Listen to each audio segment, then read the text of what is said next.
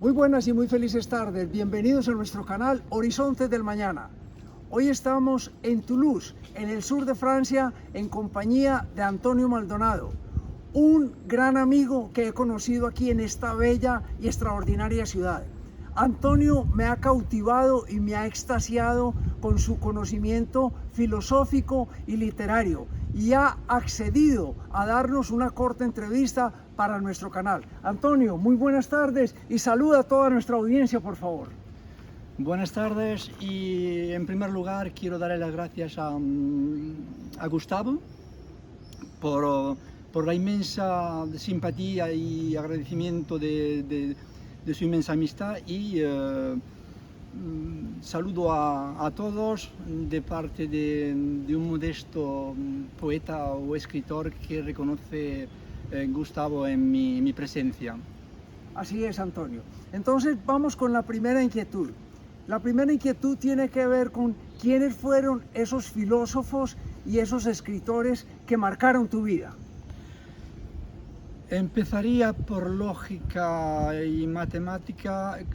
Es evidente que caería con los filósofos franceses, pero ante todo vendría a los griegos, a Platón. Platón es mi maestro por su obra completa, por su forma de idealizar el campo filosófico, la piedra filosofal en Grecia y ante todo su maestro que fue Sócrates, y de Platón pasaría dando un paso a Aristóteles. Y así relativamente volvería a la filosofía francesa, que como ya he dicho en alguna ocasión, Descartes, Pascal, Montaigne y Voltaire, que ya es una escuela dualista, empírica, formalista, de grandes visiones ideológicos y filosóficos. Excelente. Antonio, me has hablado de León Tolstoy, me has hablado de Fray Luis de León y su famosa frase después de pasar 5 años en la cárcel, decíamos ayer. Me has hablado de Octavio Paz, me has hablado de Miguel Ángel Asturias, me has hablado de Jorge Luis Borges, me has hablado de Dostoyevsky, me has hablado de los grandes escritores de la literatura universal, porque tú irradias literatura, tú irradias academia, irradias filosofía, irradias ese don mágico que tienes de las letras con tus poemas y con tus libros. Quiero contarle a toda nuestra audiencia que Antonio ha escrito un sinnúmero de libros, pero tiene 7 publicados.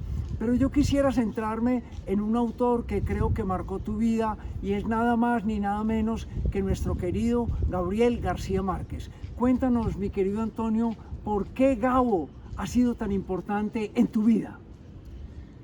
Pues simplemente porque por primera vez al tocar 100 años de soledad me quedé emblematizado, intentando comprender los grandes personajes mitológicos que Gabriel García Márquez nos hacía conocer en un país lejano y a la vez cercano a los lectores, ¿no? Y vuelvo a decir, 100 años de soledad me acuerdo bastante del Quijote, ¿no? Porque es un escritor visionario, donde plasma su vida interior, el país donde ha nacido, su experiencia, su filosofía y en cierto modo incluso una antropología, sociología. Los personajes se animan en nosotros lectores y nos ayudan a ver lo que es la claridad del hombre que busca y rebusca la ciencia de la literatura. Así es, y veo que tienes acá uno de los grandes clásicos de Gabriel García Márquez, en su edición en francés, Vivir para contarlo. Cuéntanos un poco cómo te impactó este maravilloso libro, mi querido Antonio. Gabriel García Márquez arranca y me remueve las entrañas porque presenta su infancia, su niñez, su venir a la escuela de la vida, a la escuela del periodismo de América Latina, Europa, su niñez, su infancia, y al mismo tiempo es el paralelismo que hago comparación con mi infancia, con ese pauperismo en el que yo he conocido mi Andalucía, mi España, venir a Francia, sentir el exilio y volver a los personajes. Así que esta novela o esta biografía de su vida personal me remueve las entrañas, y doy gracias a un escritor tan genial que mueve la magia de comunicar su alma a los lectores. Qué maravilla. Entiendo que también te conmueve y te llena literariamente hablando Jorge Luis Borges. ¿Por qué no nos hablas de este gran escritor argentino? Jorge Luis Borges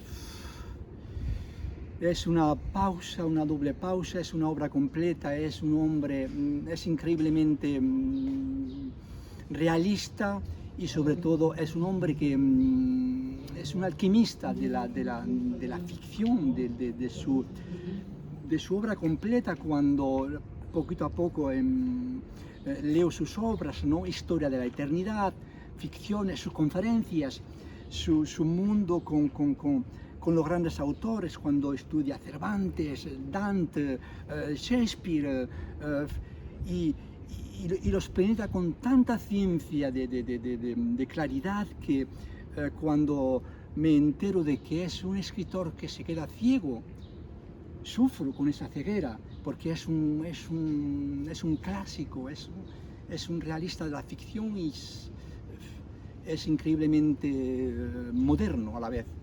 Qué bueno. Vamos a hacer un paréntesis en todo este tema apasionante de la literatura y de la filosofía.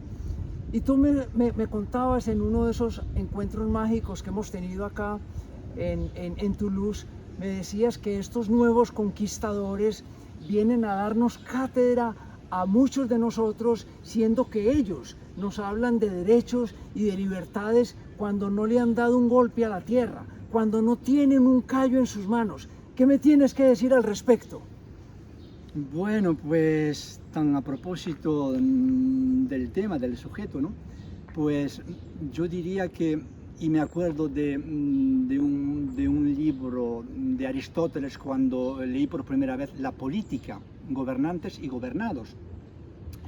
Como vivimos en un contexto, en tiempos revueltos, difíciles, que se eternizan, que vivimos en una actualidad donde es todo conflictivo, y los políticos los vemos todos confundidos, sin partido de izquierda, derecha, son todos especulativamente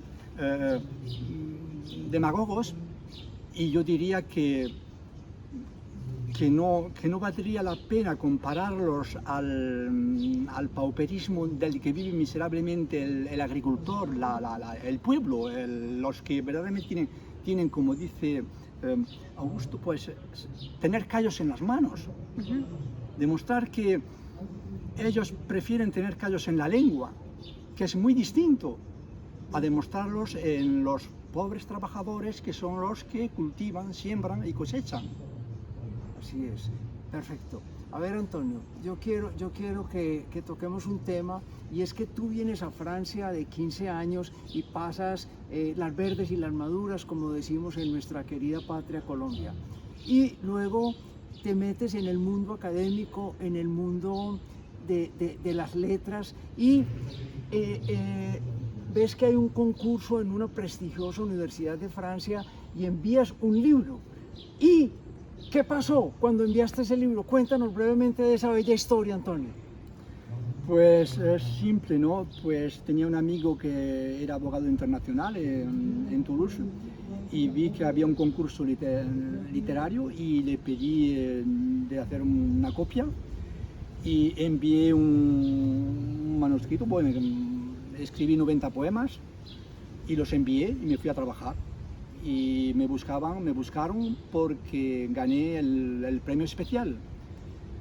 Y fue a partir de ese momento que mi vocación, con 25, 26 años, se enfrentó con mi escritura, con mi forma de buscarme interiormente para solicitar la poesía, los ensayos y después, últimamente, pues la novela en la que yo me expreso y me siento favorablemente. Qué bueno. Antonio, dice un poema, yo quiero ser llorando el hortelano, y nos remonta eso a épocas pretéritas, ¿cierto? Cuando se muere Ramón Sige, a quien tanto quería. ¿A quién nos estamos refiriendo con ese poema, mi querido Antonio? Tenemos delante de nosotros un poeta excepcional, genial, mágico, y es el gran poeta Miguel Hernández, el poeta pastor de Orihuela. Y entre paréntesis diría que un día fui especialmente a su casa museo en Orihuela, y fue una experiencia verdaderamente indescriptible, ¿no? Indeciblemente resentida, porque vi donde Miguel Hernández dormía, pensaba, y donde detrás de la casa, de su habitación, guardaba su rebaño de cabras, ¿no? Etcétera, etcétera, ¿no? Perdón, Antonio, me contaste que conservan todo tal y cual como estaba hasta el día de su muerte, ¿es correcto? He visitado su casa museo y está tal como vivía él, y el corral detrás, según lo he visto hace unos años, ¿no? Que fui a verlo directamente de Granada, ¿no? Y para continuar hablando de Miguel Hernández, tengo que hablar en un minuto, pues el gran poeta chileno, Pablo Neruda. Más que la generación del 27, fue él que le ayudó a Miguel Hernández a entender la poesía del pueblo, el rayo que no cesa, y el gran poeta del sufrimiento, visto que murió en la cárcel, ¿no? En circunstancias trágicas. Total. Entiendo que en ese momento Pablo Neruda estaba en España, ¿verdad? Sí. Bueno, Sí, ya, sí. ya para terminar este fabuloso diálogo, que va a tener una segunda y una tercera parte, pero ya lo haremos a través de una plataforma de Zoom, etcétera. Quiero que nos hables de esas dos generaciones que marcaron la literatura española y mundial. ¿Cuáles fueron esas dos generaciones? Bueno, pues sin olvidar los cimientos de la literatura del siglo de oro. Empecemos con el siglo de oro: Lope de Vega, Calderón de la Barca, Miguel de Cervantes, mi escritor preferido en la península ibérica. Cervantes, el Quijote, para mí es una pirámide. Pero después, para acercarnos a la generación posterior, generación del 98, donde están los escritores Miguel de Unamuno, Pío Baroja, Ramiro de Mauztu, Antonio Machado, y nos encontramos con la expresión del Miguel de Unamuno, ¿no? El sentimiento trágico de la vida, sus novelas, su teatro, su poesía. Antonio Machado, Los campos de Castilla, etcétera, etcétera, ¿no? Podemos continuar con la generación del 36, 27, que son generaciones posteriores, pero son significativas, ¿no? En la literatura del siglo XX. Exacto. ¿Y cuáles son los principales representantes de esa generación del 36? Pues tenemos generación del 36, la poesía, que es la del 27, y posterior pues tenemos a Federico García Lorca, ¿no? Federico García Lorca, Luis Cernuda, Vicente Alexandre, Premio Nobel de Literatura, Damaso Alonso, Jorge Guillén, Gerardo Diego, Manuel Alto Laguirre de Málaga, una pléiade de poetas que demuestran una España del siglo XX formidable, ¿no? Una España nueva, de poetas formidables. Excelente. Antonio, ya para despedirnos, esperando que algún día, en una fecha muy cercana, nos puedas visitar en nuestro continente latinoamericano y muy especialmente en Colombia. ¿Qué mensaje le darías tú a estos jóvenes que de pronto quisieran ser poetas o quisieran ser escritores? ¿Qué regalo de oro les daría para que alcancen su sueño? Es una pregunta difícil de contestar porque ¿cómo se hace el escritor? Es una experiencia muy personal. No hay escuela para enseñar a escribir, pero yo diría que el consejo sería pues ese triciclo, ese vehículo donde hay 3 ruedas: trabajo, voluntad, inteligencia. Trabajo, voluntad e inteligencia. Ahí debemos concentrar todos nuestros esfuerzos, ¿verdad? Exactamente. Si no se puede, en ese vehículo no puede faltar una rueda, porque si falta la inteligencia, ¿dónde está la voluntad? Y el trabajo. Sin el trabajo, sin los callos que usted me ha comunicado, sin los callos en las manos, relativamente en la lengua, pero que sea un magnetismo para no acercarnos a lo que es políticamente vivirlo y no sin críticas negativas. Antonio, yo quiero que te despidas de toda la audiencia de nuestro canal Horizontes del Mañana, agradeciéndote inmensamente y de todo corazón este espacio que nos has regalado. Pues ante todo doy las gracias a todos ustedes y personalmente a ti. Y antes de cerrar esta presencia, daría también las gracias a la chica que nos está comunicando su gracia, ¿no? A Zara, ¿no? Que es inmensamente generosa, inteligente y artista. Vamos a hacer una cosa, Antonio. Antes de cerrar el video, vamos a hacerle una muy corta entrevista a Sara para que toda nuestra audiencia conozca a Sara. Pero cerremos aquí esto y ya vamos a hacer otro video con Sara. Entonces, a todos ustedes, muchísimas gracias por haber asistido a este genial conversatorio con una persona tan espectacular como Antonio Maldonado. Nos vemos muy pronto. Despídete, Antonio. Doy las gracias a ustedes con toda generosidad y amistad inmensamente planetaria, y un abrazo a todos ustedes. Muchas gracias. Chao. Éxitos para todos.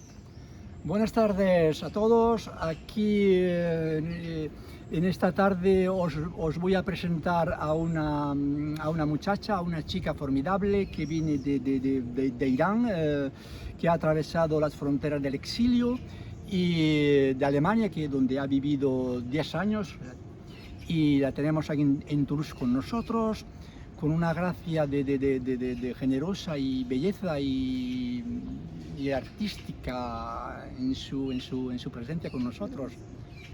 ¿Qué podría usted decirnos brevemente? Muy buenos días, estoy muy feliz de estar aquí con ustedes. Soy Zara de Irán, artista,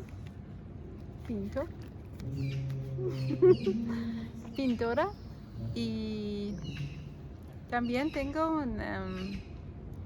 una emoción muy profunda para la cultura y el arte en Latinoamérica.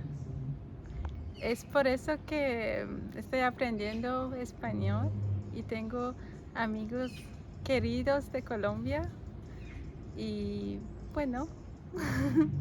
Bueno, seguimos hablando con nuestra compañera Zara, ¿no? Y quisiera preguntarte qué clase de estudios has hecho en Alemania, por ejemplo. En Alemania yo estudié arquitectura y urbanismo, y también trabajo como arquitecta en Alemania, pero también yo pinto en el mismo tiempo, es mi pasión y felicidad. Bueno, sí, pero bueno, no nos has hablado que tocas el piano. Yo te he Ah, visto, yo sí, te he visto tocar el piano y me has sorprendido con Alejandra, una amiga, ¿no? Una amiga tuya, ¿no? colombiana, sí. Y me he quedado cautivado y en ver cómo es posible que sepas hablar 5 idiomas. Eh, el, el persa de tu país, el Irán, alemán, inglés, español y francés. ¿Cómo has tenido tanto tiempo de arquitecta, ¿no? Dinos cómo has aprendido tantas cosas en tu juventud. Ah, gracias. Pues yo creo que cuando vivimos en extranjero, eso es algo obligatorio, ¿no? Que necesitamos para comunicar, para estudiar, para trabajar, necesitamos hablar idiomas. Pero es que también para mí cada idioma es como una ventana para ver la cultura, la gente, el arte, todo eso, ¿no? Es como una ventana a un mundo nuevo. Pues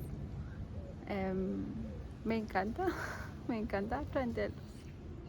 Bueno, Zara, para volver a tu país, quisiéramos hacerte una pregunta, ¿no? Pues no vamos a ir a, a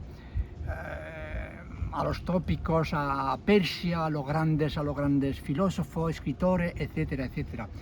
Cuéntanos, por favor, cómo es actualmente, pues, por ejemplo, la cultura, esas dimensiones en las que el arte se entiende o se vive actualmente, un país que nosotros no sabemos cómo se vive allá, cómo lo entiendes tú o te lo comunican. Vale. Yo creo que tengo que decir, la gente es diferente del gobierno que conocimos. Esa es la primera cosa que tengo que decir. Y es que la gente que yo conozco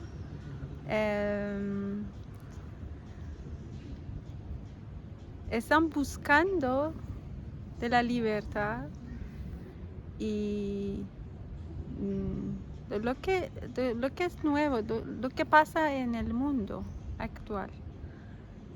Es que el gobierno es una dictadura. Y como todas las dictaduras, ellos han cerrado las puertas para que la gente no puedan ver lo que pasa en el mundo. Y yo creo que eso es recíproco, que en las noticias, en los otros países también, quizás a veces se ve cosas que son diferentes de lo que pasa. Yo creo que, personalmente, yo creo que la cultura, cuando yo veo la cultura latinoamericana, me siento muy cerca de esta cultura de la música, que por ejemplo la cultura en Europa. Que por ejemplo este ritmo, eso existe en el sur de Irán. Por eso cuando estaba escuchando en los conciertos mexicanos o colombianos, estaba pensando que eso es algo que es muy cerca de mí, de mi alma. Pues podemos decir que hay más cosas que son más cosas que son mismas ¿no? Que son similares, que diferentes. Vale, bueno, pues amiga Sara, despídete de la audiencia con tu tu amable presencia. Pues muchísimas gracias por haber escucharnos. Gracias a Gustavo, querido Gustavo. Muchos saludos a todos ustedes en Colombia y en todo el mundo. Gracias por interés. Gracias a todos vosotros, a ustedes, por esta ocasión de contacto con nuestro querido amigo, ¿no? Para enviaros un saludo desde Toulouse a Latinoamérica, ¿no? Casi a un continente de ficciones, mitos, grandes escritores, artistas, deseándoles a todos un futuro mejor donde reine la paz entre nosotros, entre todos. Muchas gracias.